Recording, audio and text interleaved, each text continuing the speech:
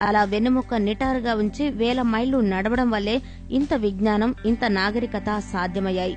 ఇదంతా సైన్స్ చెబుతోన్న సత్యమే. అయితే ఇప్పుడు ఆధునిక మానవుడు తనని ఈ స్థితికి తీసుకొచ్చి మిగతా జంతువుల కంటే భిన్నంగా నిలిపిన వాకింగ్ నే నిర్లక్ష్యం చేస్తున్నాడు.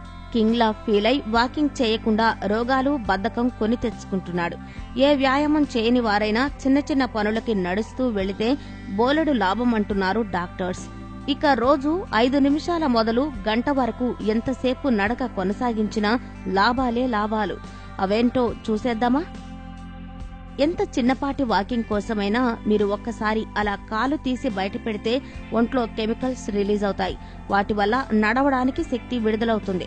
ఇక నడక మొదలు పెట్టగానే గుండె కొట్టుకునే వేగం 70 నుంచి 100 వరకు పెరుగుతుంది.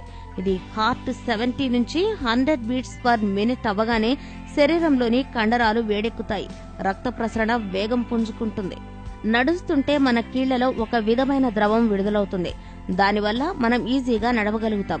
ఈ విధంగా శరీరంలోని బిగుతుతనం పోయి ఫిట్నెస్ వస్తుంది నడవడం వల్ల. ఇదే సమయంలో మీ ఒంట్లో నిమిషానికి 5 క్యాలరీలు ఖర్చవడం మొదలవుతుంది. ఫ్యాట్స్, కార్బోహైడ్రేట్స్ బర్న్ అవుతాయి. 5 నిమిషాలు నడిచాక 6వ నిమిషం నుంచి 10 నిమిషాల వరకు వాకింగ్ చేసేవారి హార్ట్ బీట్ మరోసారి పెరుగుతుంది. నిమిషానికి 100 నుంచి 140 సార్ల దాకా గుండె కొట్టుకోవడం జరుగుతుంది. అలాగే నిమిషానికి 6 క్యాలరీలు కరుగుతాయి శరీరంలో. మన శరీరంలో ఇదే సమయంలో జరిగే మరో మార్పు బ్లడ్ ప్రెషర్ పెరగడం. రక్తం కదిలే వేగం పెరగడంతో ఒంట్లో మరిన్ని కెమికల్స్ విడుదలవుతాయి. వీటి ఫలితంగా రక్తనాళాలు సాగుతాయి. ఎక్కువ రక్తం కండరాలకు అందుతుంది. ప్రతిరోజు వాకింగ్ వల్ల రక్తనాళాలు సాగుతూ ఉంటే కొన్నాళ్లకి శరీరం పూర్తి ఆరోగ్య స్థితికి చేరుకుంటుంది. శరీరంలోని అన్ని అంగాలకి రక్తం, ఆక్సిజన్ తగినంతగా చేరుకుంటూ ఉంటాయి. ముఖ్యంగా గుండెకి వచ్చే పోయే రక్త ప్రసారణ మార్గాలు ఆరోగ్యకర స్థితికి వచ్చేస్తాయి. దీనివల్ల హృదయ సంబంధమైన ప్రమాదాలు తప్పుతాయి. ఇక 11 నుంచి 20 నిమిషాల నడుమ మీరు వాకింగ్ కంటిన్యూ చేస్తున్నప్పుడు శరీర ఉష్ణోగ్రత పెరుగుతూ ఉంటుంది. ఇది కూడా ఆరోగ్యకర పరిణామమే. ఎందుకంటే శరీర ఉష్ణోగ్రత పెరగడం వల్ల చర్మం దగ్గర ఉన్న రక్తనాళాలు ఉబ్బటం జరుగుతుంది. వాటిలోంచి వేడి విడుదలవుతుంది. చెమటలు పోస్తాయి. చెమటలతో పాటు అనేక మలినాలు బయటికి పోతాయి. మరోవైపు నడక కొనసాగిన కొద్దీ మన శ్వాస మరింత దీర్ఘంగా మారుతుంది. బయట నుంచి కొత్త స్వచ్ఛమైన గాలి ఊపిరితిత్తుల్లోకి చేరుకుంటుంది. నిమిషానికి 7 క్యాలరీల శక్తి వినియోగం జరుగుతుంది. ఈ దశలో జరిగే మరో విశేషం ఏంటంటే మన ఒంట్లో ఎపినెఫ్రైన్, గ్లూకాగన్ అనే హార్మోన్లు విడుదలవుతాయి.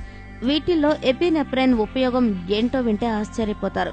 దీనివల్ల ఆస్తమా అటాక్ రాదు. అలాగే అలర్జీలు పోతాయి. నిజానికి ఈ హార్మోన్ బయట షాపులో మెడిసిన్ లాగా అమ్ముతుంటారు. కానీ 20 నిమిషాలు నడిస్తే మన శరీరమే తనంత తానుగా ఎంతో ఉపయోగకరమైన హార్మోన్ ని తయారు చేసుకుంటుంది.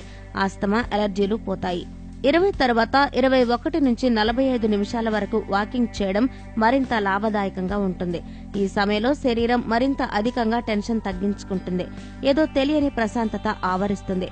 దీనికి కారణం మెదడులో ఎండార్ఫిన్స్ విడుదల కావడమే. ఇదే స్థితిలో చాలా మంది అధిక బరువుకి కారణమైన ఇన్సులిన్ నియంత్రణలోకి కూడా వస్తుంది. ఇన్సులిన్ స్థాయి పడిపోతే ఒంట్లోని కొవ్వు కరగడం వేగవంతమవుతుంది. అంటే అధిక బరువు తగ్గుముఖం పడుతుందన్నమాట. మరోవైపు ఇన్సులిన్ లెవెల్ కంట్రోల్ అవడం షుగర్ వ్యాధిగ్రస్తులకి మంచిదని ప్రత్యేకంగా చెప్పాలా? 46 నుంచి 60 నిమిషాల దాకా అంటే గంట సేపు చెమటలు చిందేలా మీరు కాని నడిస్తే ఇంతకు ముందు మనం చెప్పుకున్న లాభాలన్నీ రెట్టింపుగా లభిస్తాయి. రక్త ప్రసరణ ఆరోగ్యవంతంగా ఉంటుంది. మరింత ఎక్కువగా క్యాలరీలు కరుగుతాయి. శరీరానికి బోలెడంత ప్రాణవాయువు అందడం వల్ల స్వచ్ఛంగా, హాయిగా అనిపిస్తుంది. ఎండలో ఉండడం వల్ల సూర్యుడి కిరణాల్లోని డి విటమిన్ పుష్కలంగా అందుతుంది. రోగ నిరోధక శక్తి లభించడమే కాక మనసుకు ఉల్లాసంగా అనిపిస్తుంది. గుండె కూడా భద్రంగా ఉంటుంది. లాస్ట్ బట్ నాట్ లీస్ట్, గంటసేపు నడవడం వల్ల మానసిక ఒత్తిడి తగ్గించే రసాయన చర్యలు కూడా మన దేహంలో జరిగి ఉత్సాహంగా తోస్తుంది. ఇన్ని కారణాలున్న నడకని మనం ఏం చేస్తున్నాం? పడకేం చేస్తున్నాం?